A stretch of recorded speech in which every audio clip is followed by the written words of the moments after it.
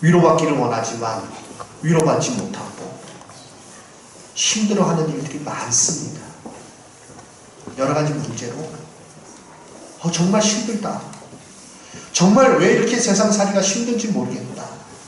고백할 수밖에 없는 분도 계신 줄 압니다. 그 가운데 많은 이들이 잘못된 선택을 하기도 합니다.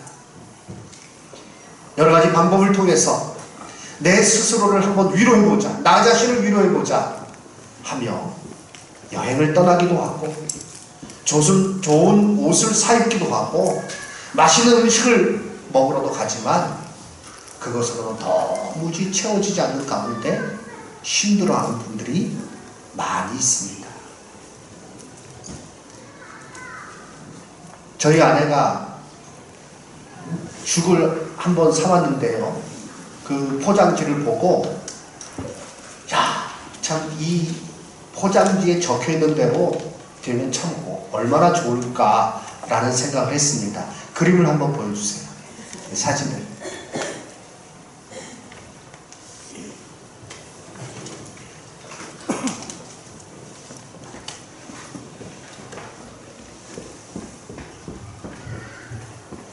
예, 사진이 조금 늦게 나오나요?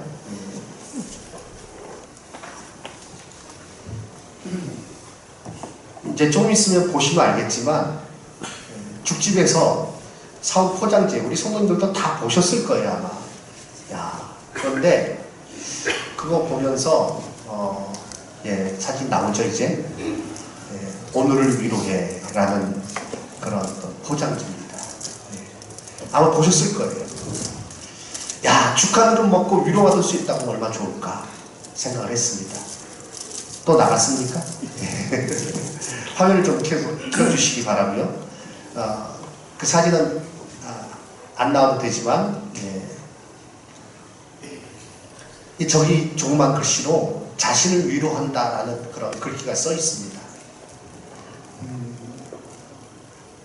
힘들고 어려움을 우리가 겪지만 그때에 우리가 우리 자신을 위로하는 그런 일들을 합니다. 하지만 한계가 있어요. 이제 그만 보여주셨더니 오늘의 주제는 죽이 아닙니다. 한계가 있어요. 다른 무엇으로 위로받으려고 하는 것은 미봉책입니다. 여행을 갈 때는 좋지만 올 때는 허무하고요.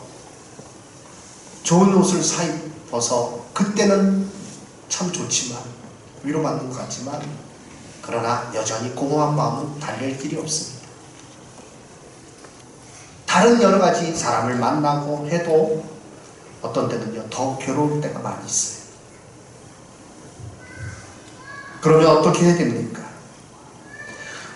오늘 바울 사도는 고린도 후서 1장에서 고백하기를 자신의 어려움에 대해서 고백하고 있어요.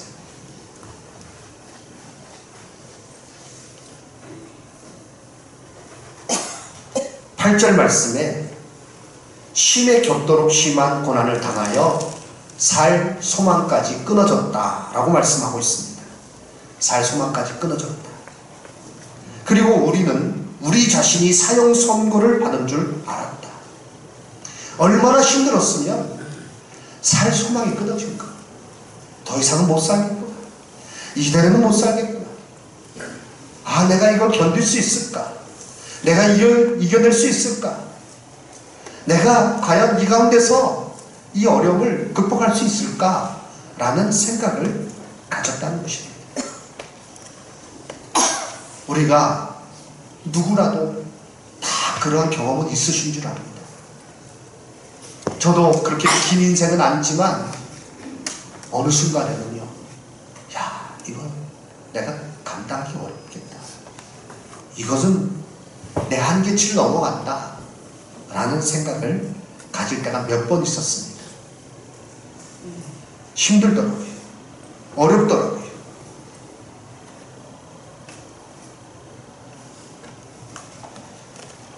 그러면 어떻게 해야 됩니까? 오늘 본문 말씀을 통해서 우리는 그 부분에 대해서 생각해 보려 합니다. 바울 사도는 말씀드렸던 것처럼 심에 겹도록 심한 고난을 당하여 살 소망까지 끊어지고 그 고난의 시기를 회상합니다. 사형 선고받은 줄 알았다. 나는 이제 꼼짝없이 여기서 망했구나. 죽었구나. 나는 헤어나오지 못할 거야 라는 생각에 갇히게 되었다는 것입니다. 그런데요, 사도 바울의 오늘 고린도후서 1장 3절의 고백은 무엇입니까? 찬송하리로다. 그는 우리 주 예수 그리스도의 하나님이시요 자비의 아버지시요 모든 위로의 하나님이시며 라고 찬양하고 있습니다. 앞에 나오는 이 찬양과 뒤에 나오는 고백은 정반대예요. 그런데 그렇게 될 수 있었던 이유에 대해서 말씀하고 있습니다. 그것이 4절입니다. 우리의 모든 환난 중에서 우리를 위로하사 우리로 하여금 하나님께 받는 위로로서 모든 환난 중에 있는 자들을 능히 위로하게 하시는 이시로다. 하나님 바라보는 가운데, 하나님 향하는 가운데 그 위로를, 하나님이 주시는 위로를 받았다는 것입니다. 성경은 이것을 우리에게 가르쳐주고 있습니다. 하나님은 우리가 연약할 때 더 풍성한 긍휼과 자비로 우리를 품어주시는 분이심을, 우리를 위로해 주시고 우리를 붙들어 주시고 우리로 하여금 그 가운데서 살게 하시는 분이심을 가르쳐주고 있습니다. 이사야 66장 13절 말씀 보니 어머니가 자식을 위로함 같이 내가 너희를 위로할 것인즉 너희가 예루살렘에서 위로를 받으리라 라고 말씀하고 있습니다. 저를 따라서 읽어주시기 바랍니다. 어머니가 자식을 위로함 같이 내가 너희를 위로할 것인즉 아멘. 아버지도 자식을 위로하죠. 그런데 아파보면 어머니하고 이 엄마하고 아빠는 좀 달라요. 엄마는요, 그 아이가 아플 때에 한숨 자지 못합니다. 그리고 그 아이를 품에 안습니다. 그리고 더 간절하게 엄마가 그 아이를 돌보는 거예요. 저도 아이를 키우면서요, 그런 경험이 있는데, 우리 성도님들이 다 그런 아이를 키우셨을 때 경험이 있는 줄 압니다. 아이가 아픈데요, 밤에 그렇게 더 아프잖아요. 그래서 잠을 못 이루고요, 막 계속 막 칭얼칭얼 됩니다. 그런데 차를 태우니까요, 엄마가 안아서 차를 태우니까 잠을 자는 거예요, 아이가. 그러니까 어떡합니까? 아이를 차에 태워서 엄마가 뒤에서 안고, 그리고 저는 운전을 합니다. 목적지가 없어요. 그냥 차 가지고 돌아다니는 게 그게 일이에요. 그래서 이렇게 다니다가 아이가 잠이 들었어요. 그래서 집에 딱 도착해서 내리려고 하면 또 깨요. 그때부터 막 울어요. 그러면 어떡합니까? 또 운행을 해야죠. 그래서 잠이 들었어요. 아, 이제는 좀 잠들었나 보다 싶어가지고 이제 집에 도착하니까 또 울어요.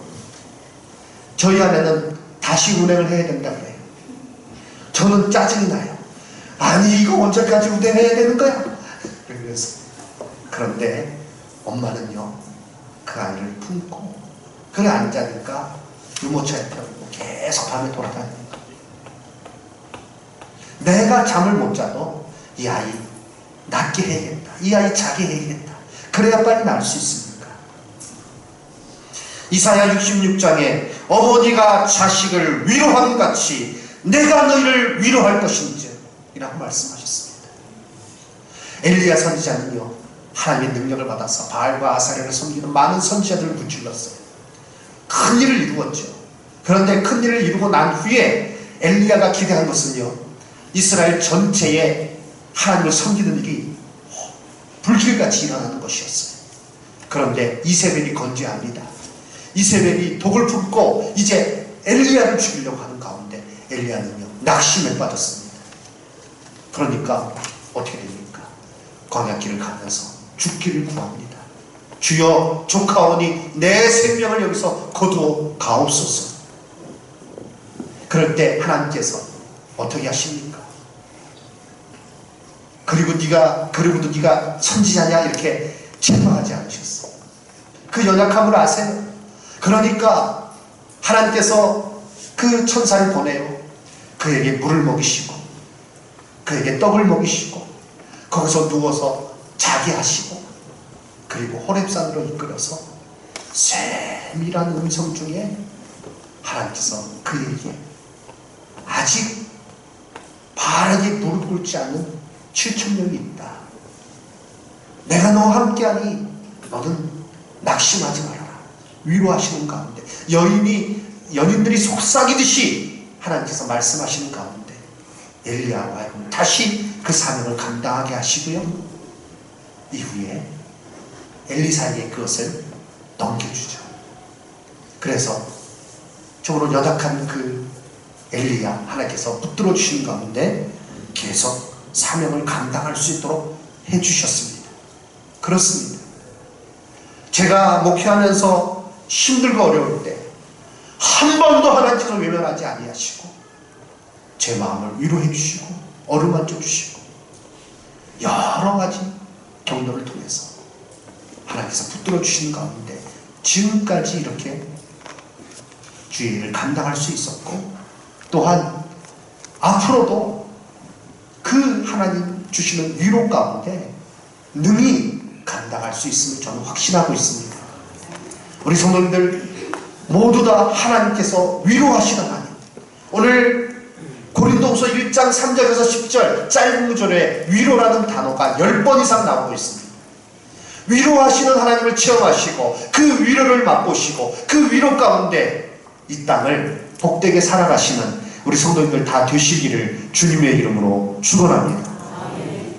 하나님 앞에 나가는 자 결코 외면하지 아니하시고 우리를 붙들어 주시고 우리를 위로하여 주시고 그래서 우리로 하여금 그 저는 달이 어그러지지 않도록 붙들어 주시는 가운데 주의 길을 가게 하시는 줄로 믿습니다.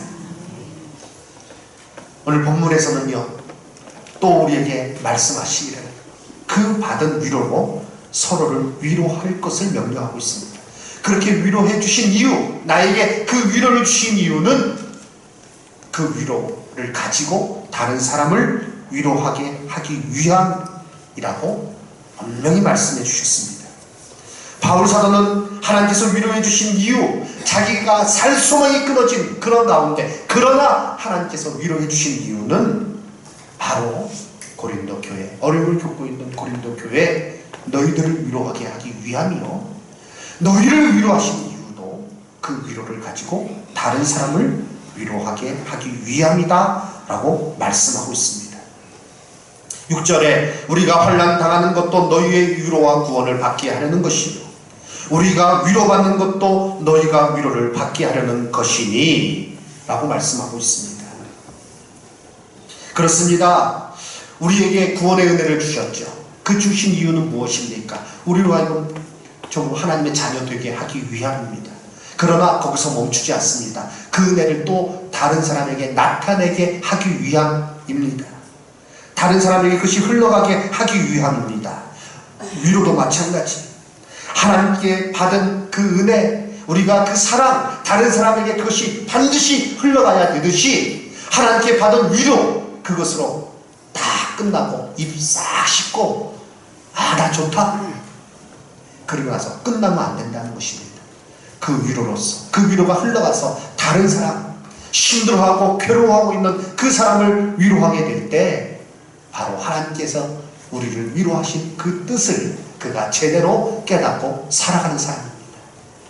여기 계신 우리 영광교회 모든 성도님들은 그 하나님께서 주신 위로를 가지고 다른 사람을 위로하고 그 위로가 또 다른 사람에게 전해지고 함으로 각박한 세상 속에서 위로의 공동체가 되는 위로의 귀한 역사를 이루시는 우리 성도님들 다 되시기를 주님의 이름으로 축원합니다.